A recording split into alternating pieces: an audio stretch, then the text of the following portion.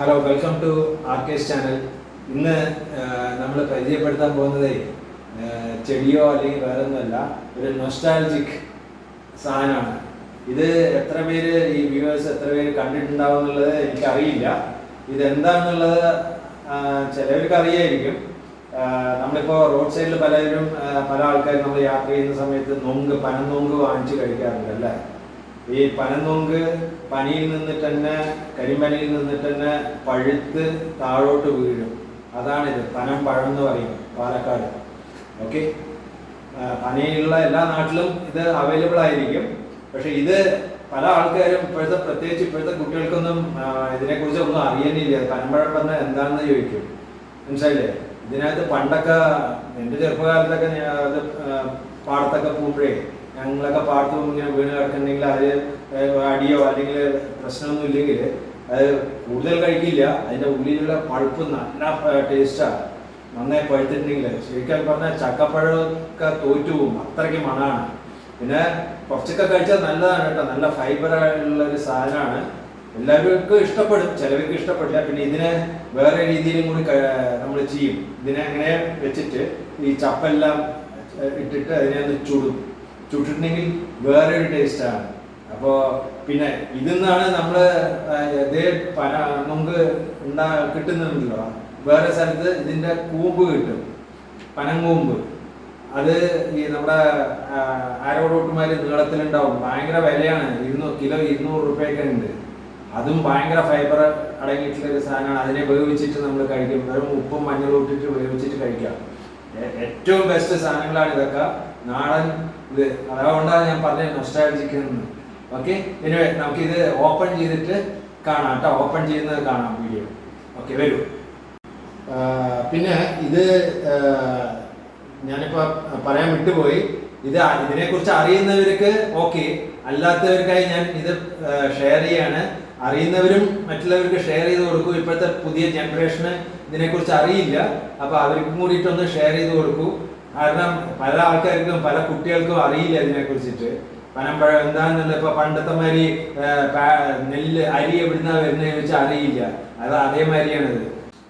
Okay, പിന്നെ ഇത് ഈ പനമ്പഴം കഴിച്ചിട്ടുള്ളവർ ഒന്ന് കമൻറ്റ് ചെയ്യൂ കേട്ടോ. അത് നിങ്ങളുടെ ഫീലിങ്സ് എങ്ങനെയാണ് അത് കഴിക്കുമ്പോൾ ഉള്ളതെന്നുള്ളത്. ഓക്കെ,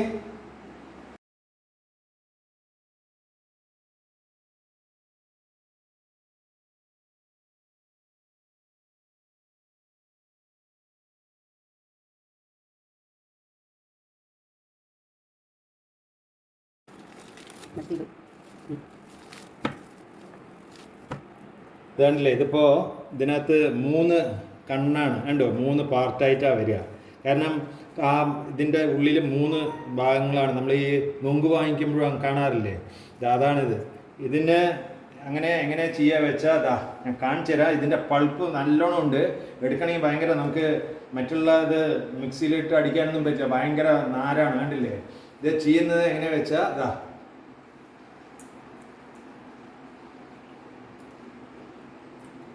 അടിപൊളി ടേസ്റ്റാണ്. എന്താ മണം!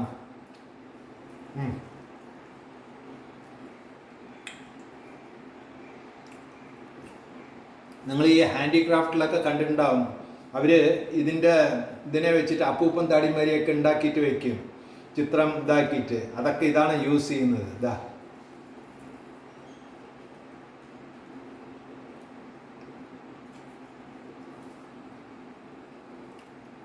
നിറയെ പൾപ്പാ അതിൻ്റെ.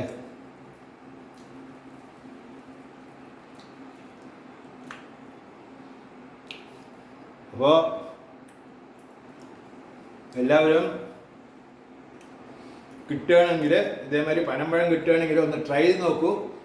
പക്ഷേ അവനവൻ്റെ ദേഹസ്ഥിതിയും വയറ്റിൻ്റെ അവസ്ഥയും എല്ലാം നോക്കിയിട്ട്, കാരണം ഇത് എപ്പോഴും കഴിക്കാത്തവർ അങ്ങനെ കഴിച്ചിട്ടുണ്ടെങ്കിൽ വരില്ല ഒന്നും. ഇതാണല്ലേ, ഇതാ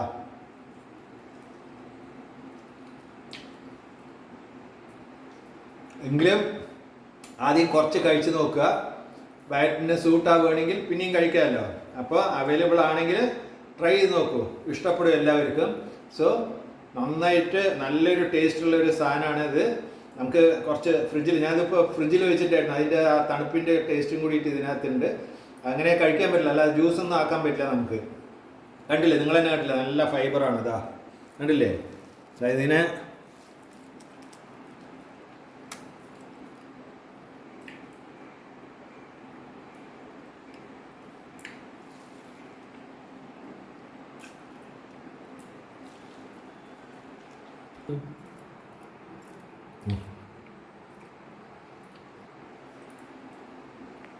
അപ്പോൾ എല്ലാവരും ട്രൈ ചെയ്ത് നോക്കൂ.